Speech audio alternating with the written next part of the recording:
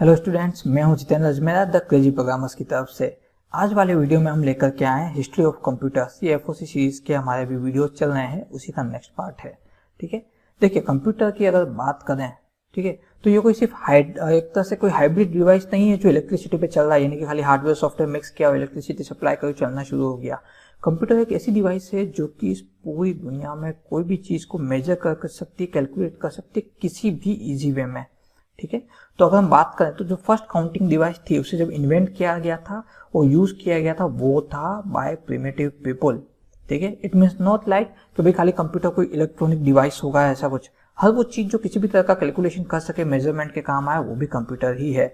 तो जो primitive peoples थे, जिन्हें हम आदि मानव बोल सकते हैं, इन्होंने सबसे पहला काउंटिंग डिवाइस यूज किया था। उन्होंने लकड़ी की स्टिकों का और फिनिश्ड यानी कि थोड़े से घिस का साफ किए हुए पत्थर जो होते हैं और जो बोन्स होती हैं, उनका एज अ काउंटिंग टूल की तरह इस्तेमाल किया था। अब वो उसको कैसे इस्तेमाल करते थे, उसका एल्गोरिदम क्या था, वो लॉजिक क्या अप्लाई करते थे, ये सब उनका खुद का डिसाइड किया हुआ था। यानी कि लॉजिक भी उनका, मेजरमेंट यूनिट भी उनकी और डिवाइसेस भी उनकी। ठीक है, लेकिन जैसे जैसे इवोल्यूशन होता गया, ठीक है, अब अगर हम बात करें जैसे जैसे एवोल्यूशन होता गया, ह्यूमन ब्रेन का टेक्नोलॉजी एडवांस होती गई और कंप्यूटिंग डिवाइस इतने ज्यादा एडवांस होते गए कि जैसे वो आगे बढ़ते बढ़ते abacus, Napier's bone and then finally आज करंट टाइम के कंप्यूटर्स तक हम पहुंच चुके हैं। ठीक है, इसके अलावा हमने ऐसे भी लोगों के बारे में सुना है जिनका जो है कैलकुलेशन जो था वो कंप्यूटर से भी ज्यादा एडवांस था, यानी कि उन्हें ह्यूमन कंप्यूटर्स बोला जाता था। उनका ब्रेन पावर इतना स्ट्रॉन्ग था। ठीक है, सो इन सिंपल वर्ड, कंप्यूटर की हिस्ट्री का मतलब खाली ये नहीं कि बस खाली जब से इलेक्ट्रॉनिक डिवाइसेस बने कंप्यूटर के नाम पे, बल्कि वो फर्स्ट कैलकुलेशन डिवाइस जो को मेजरमेंट के लिए, कैलकुलेशन के लिए काम में लिया गया, तब से कंप्यूटर की हिस्ट्री चालू हो गई थी। ओके, सो बात करें तो हम सारी डिवाइसेस को तो यहाँ नहीं डाल सकते क्योंकि एक छोटा सा इंफॉर्मेशनल वीडियो है। ठीक है, लेकिन हम उन डिवाइसेस को ऐड कर सकते हैं जिन्होंने कंप्यूटर हिस्ट्री के अंदर जो है एक सिग्निफिकेंट रोल प्ले किया है। सबसे पहले है अबेकस, देन दूसरा है नेपियर्स बोन्स, तीसरा है आपका पास्कल 9, फोर्थ है आपका स्टेप्ड रेक्नोर या फिर लेबनिट्ज व्हील जिसको बोलते हैं, फिर पांचवा है आपका डिफरेंशियल इंजन या डिफरेंस इंजन, छठा है आपका एनालिटिकल इंजन, सातवां है आपका टेबुलेटिंग मशीन, आठवां है डिफरेंशियल एनालाइजर, नाइन्थ है मार्क 1। मार्क 1 पे आके हम इसलिए रुक गए क्योंकि ये फर्स्ट एज जो आज हम कंप्यूटर देख रहे हैं उसका एक जो है फर्स्ट प्रोटोटाइप था। उसके बाद में फिर जो आते हैं वो कंप्यूटर की जनरेशन में आते हैं, 1 2 3 4 5 जनरेशन जो है कंप्यूटर की। ठीक है, तो शुरुआत करते हैं हम अबेकस से। ठीक है, अबेकस पहले देख लीजिए, ये इस तरह से दिखता है। आप सब लोगों ने अबेकस देखा होगा। ठीक है, अबेकस जो लकड़ी की फ्रेम या मेटल की फ्रेम में बनाया जाता है, जिसमें या तो सिंगल रो या फिर डबल रो होती है। ठीक है, इनमें बीट्स लगे होते हैं। ये बीट्स अलग अलग मटेरियल के हो सकते हैं। पहले के टाइम पे जब बनते थे तो लकड़ी की फ्रेम के अंदर हड्डियों से या पत्थरों से बनाए हुए बीट्स काम में लिए जाते थे, वो मेटल फ्रेम पे बनते थे। मतलब अबेकस जो एक बहुत ही पावरफुल कैलकुलेटिंग टूल है। ठीक है, और हर एक अबेकस का एक लॉजिक बिल्कुल अलग चलता है। 2 रोज वाले का लॉजिक अलग होता है, 1 रो वाले का लॉजिक अलग होता है। जैसे जैसे जिन जिन लोगों ने इनको इन्वेंट किया वो अपने हिसाब से अपने लॉजिक अप्लाई कर देगा। देखिए यहाँ पे जापानी अबेकस आपको देखने को मिल रहा है। ठीक है, रशियन अबेकस है, चाइनीज अबेकस है और ये स्टैंडर्ड एंशियंट अबेकस है जो कि हमें एज मिला है खुदाई के वक्त में। ठीक है, तो ये जो है ये एंशियंट है। और ये वाले इधर ये देखिए अबेकस को, ये कोई एडिटेड फोटोज नहीं है, रियल फोटोज है। अबेकस के लॉजिक का इस्तेमाल करके बीट्स जब आपस में टच होते हैं तो ये इलेक्ट्रिसिटी एक दूसरे में फॉरवर्ड होने देते हैं। देन ये डिवाइसेस जो है कैलकुलेटेड डिवाइसेस ये यूज आती है। ठीक है, ये लेटेस्ट वर्जन है, ये उस समय थे, पहले ये थे नॉन इलेक्ट्रिकल। ठीक है, तो अब अगर बात करें अबेकस की तो ऐसा माना जाता है कि चाइनीज लोगों ने इसका इन्वेंशन किया था 4000 साल पहले आज से। ठीक है, एंड अबेकस जो बेसिकली लकड़ी की वुडन ब्रेक पे बनाया जाता है, इसमें मेटल रोड लगा के उसके अंदर बीट्स लगा दिए जाते हैं। ये बीट्स जो हैं इनको एक स्पेसिफिक डायरेक्शन में मूव करके जो है, मतलब कुछ रूल्स होते हैं अबेकस के, उनको फॉलो करते हुए बीट्स को कुछ स्पेसिफिक डायरेक्शन में आप मूव करते हैं, देन कैलकुलेशन कर सकते हैं। अबेकस का खुद का अरिथमेटिक ऑपरेशन का एक रूल सेट है पूरा। ठीक है, इसे आज भी इस्तेमाल किया जाता है कैलकुलेशन स्पीड को इम्प्रूव करने के लिए। ठीक है, इवन चाइना, रशिया, जापान में आज भी लोग बाग इसी को इस्तेमाल करते हैं। उनका मानना टेक्नोलॉजी पे ज्यादा डिपेंड नहीं रहना चाहिए। ह्यूमन ब्रेन जितना शार्प हो सके उससे उतना शार्प करना चाहिए। और इंडिया में भी आजकल अबेकस की क्लासेस चलने लगी है जहां पे बच्चों को अबेकस यूज करना सिखाया जाता है। ठीक है, सो ये है abacus like a first computer.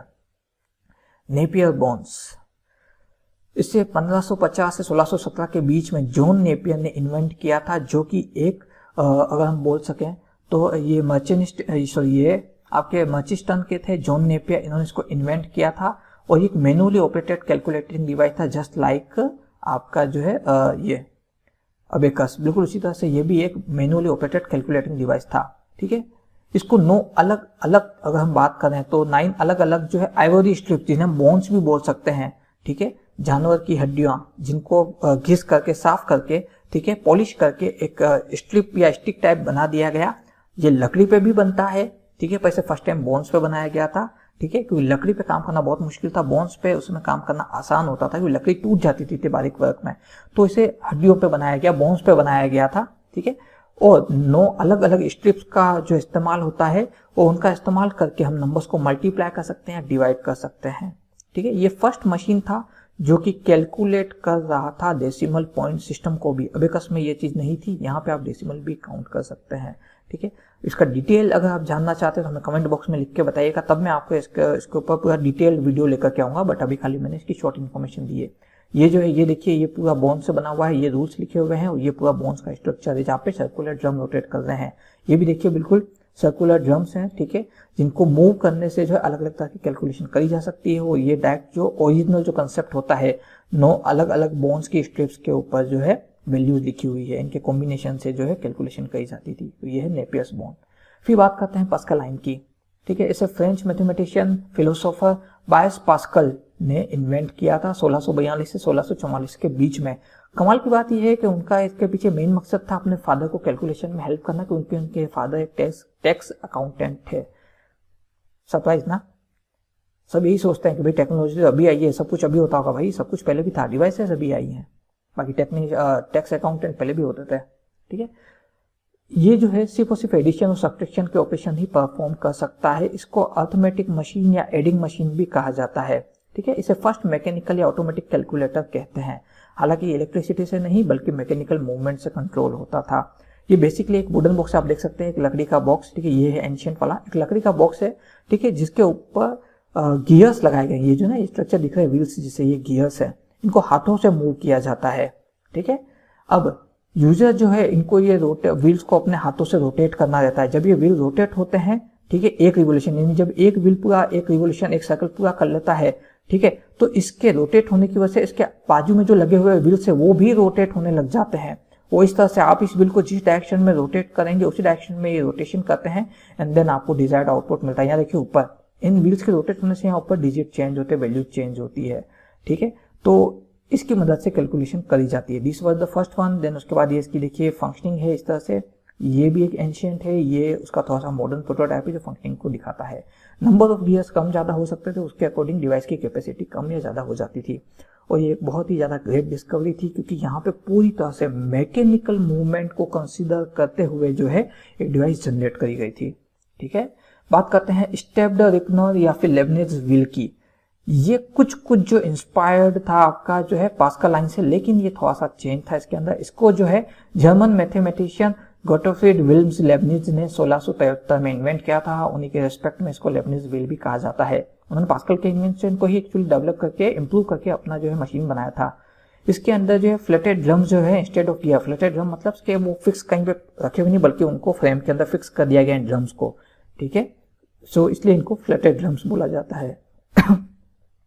It was a digital mechanical calculator, यानी कि ये पहला डिजिटल मैकेनिकल कैलकुलेटर भी आप इसको बोल सकते हैं, जिसको हम जो है स्टेप लॉकनर भी कह करके बुलाते हैं। इसके अंदर जो है आप 4 तरह के ऑपरेशन परफॉर्म कर सकते हैं, एडिशन, सब्ट्रैक्शन, मल्टीप्लिकेशन, डिवीजन। इसमें एक्चुअली होता क्या है, देखिए 2 टाइप के आपको जो है लीवर दिख रहा है। इस लीवर को घुमाने से, ठीक है, ये आगे पीछे होता है और इस लीवर को घुमाने से यहाँ के जो वैल्यूज है वो चेंज होती है। इन दोनों के कॉम्बिनेशन से है जो कैलकुलेशन करी जाती है। देखिए इनमें से हर एक डिवाइस अपने आप में काफी यूनिक है। अगर आप इनके बारे में डिटेल में जानना चाहें तो हमें कमेंट बॉक्स में लिख के बताइएगा, हम सबके ऊपर सेपरेट वीडियोस बनाएंगे।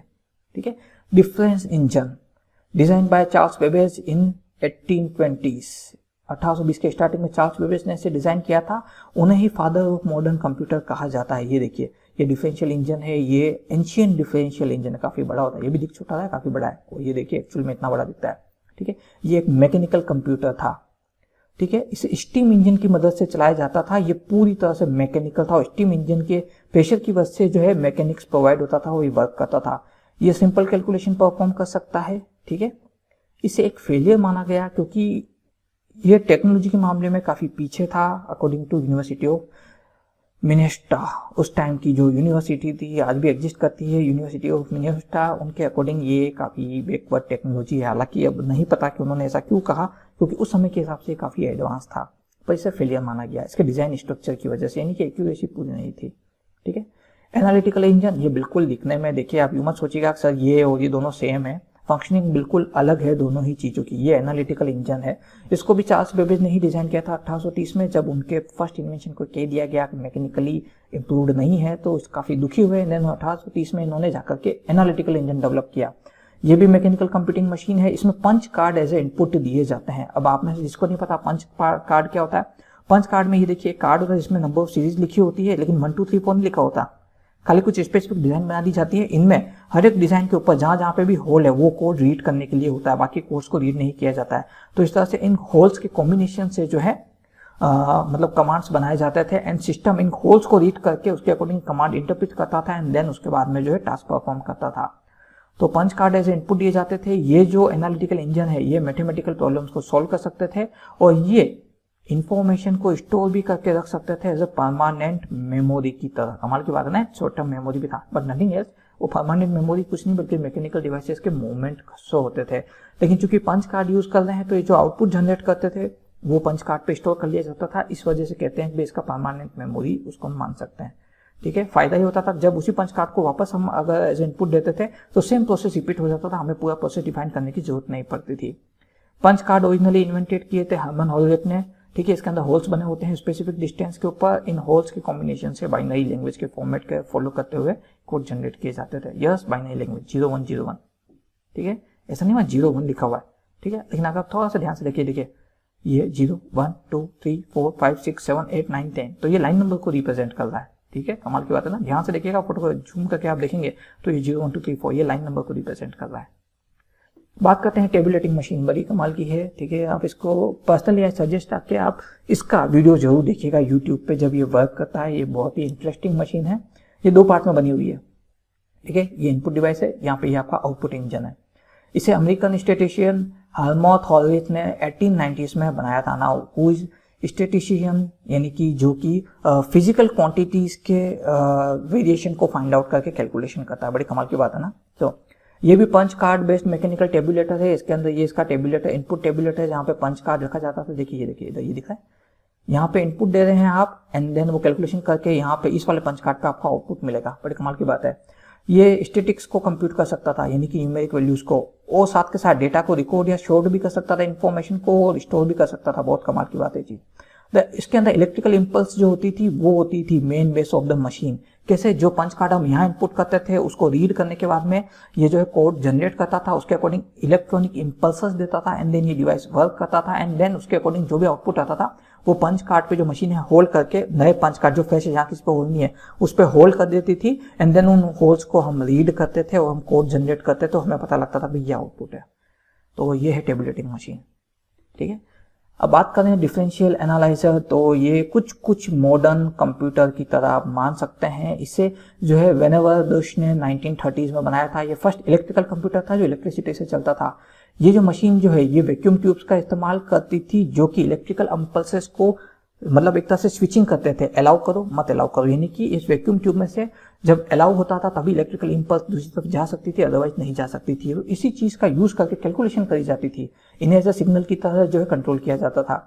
इलेक्ट्रिकल इंपल्स जो है वो मैकेनिकल गियर्स के थ्रू मूव करी जाती थी, और डिफरेंस जो था, the difference between impulse created multiple combinations, ये जो डिफरेंस होता था कि भाई मतलब वैक्यूम ट्यूब में से जब इंपल्स से जा रही है तो इनके बीच का जो डिफरेंस है यही जो होता था, ये actually different type of command combinations create करता था। उसी के अकॉर्डिंग मशीन वर्क करती थी। ये 25 कैलकुलेशन 1 मिनट में कैलकुलेट कर सकता था। ठीक है, so it was also good example जहाँ पे हम टेक्नोलॉजी फाइनली यूज करी। ये देखिए गियर्स लगा है, गियर्स के मूवमेंट से देखिए यहाँ पे ये गियर्स है, इन गियर्स के मूवमेंट से इलेक्ट्रिकल इंपल्सेस जनरेट करी जाती थी। ठीक है, मार्क 1 दिखने में कुछ बिल्कुल ये आपको मैकेनिकल डिवाइस ही लगेगा। जी हाँ, बिल्कुल मैकेनिकल डिवाइस है। ये समझ लीजिए एनालिटिकल इंजन और डिफरेंशियल इंजन और मार्क और जो है हमारा जो ये डिफरेंशियल एनालाइजर, तीनों को मर्ज करके एक डिवाइस बनाई गई। हालांकि इसको जो है हॉवर्ड आइकन ने बनाया था IBM के साथ कोलैबोरेट करके 1944 के अंदर। यह पहला प्रोग्रामेबल डिजिटल कंप्यूटर था। ठीक है। इसके अंदर हम इसको बोले तो ये ऑटोमेटिक सीक्वेंस कंट्रोल्ड कैलकुलेटर भी इसको बोला जाता है, ASCC। मार्क 1 के अंदर टोटल मिलाकर के चॉइस 24 स्विचेस के 60 सेट थे, यानी 60 सेट हर के अंदर 24 स्विचेस थे जो कि मैनुअल डेटा एंट्री करने के काम में आते थे। ये 72 नंबर्स स्टोर कर सकता था, इनमें से हर एक 23 डेसिमल डिजिट लॉन्ग हो सकता था, ठीक है। यानी कि स्ट्रिंग जो है 72 नंबर्स की होल्ड कर सकता है, इनमें से हर एक जो है 23 डेसिमल डिजिट जितनी लॉन्ग हो सकती थी। और इसके अंदर हम कहें यानी कि ये फर्स्ट था जो फ्रैक्शनल वैल्यू भी स्टोर कर रहा था। सबसे कमाल की बात ये, इट कुड डू 3 एडिशंस और सब्ट्रैक्शन इन ए सेकंड, एक सेकंड में 3 एडिशन और सब्ट्रैक्शन ही कर सकता था, और मल्टीप्लिकेशन इन 6 सेकंड और division in 15.3 seconds, and the logarithm और the trigonometric function in almost 1 minute. काफी एडवांस था Mark 1। So that's why Mark 1 तक ही हमने आपको इंट्रोड्यूस किया है, क्योंकि इसके बाद तो फिर कंप्यूटर की जनरेशन आ जाती है, ठीक है। सो ये था मार्क 1। मैं उम्मीद करता हूँ इस वीडियो के अंदर आपको हिस्ट्री ऑफ कंप्यूटर समझ में आ गई होगी। कोई भी डिवाइस के बारे में अगर आप डिटेल में जानना चाह रहे हैं, आप चाहते हैं हम सेपरेट वीडियो बनाए, तो हमें कमेंट बॉक्स में लिख करके बताइएगा। फिर भी और इसके अलावा कोई और अगर आपके मन में कोई डाउट, कोई क्वेरी, कोई सजेशन, फीडबैक, तो हमें कमेंट बॉक्स में लिखकर बताइएगा। इस वीडियो के नोट्स आपको डिस्क्रिप्शन बॉक्स में अवेलेबल हो जाएंगे। हमारे इस वीडियो को लाइक कीजिए और चैनल को सब्सक्राइब कीजिएगा ताकि आने वाले वीडियोस के नोटिफिकेशन आपको मिलते रहें द क्रेजी प्रोग्रामर्स की तरफ से। आज के लिए बस इतना ही।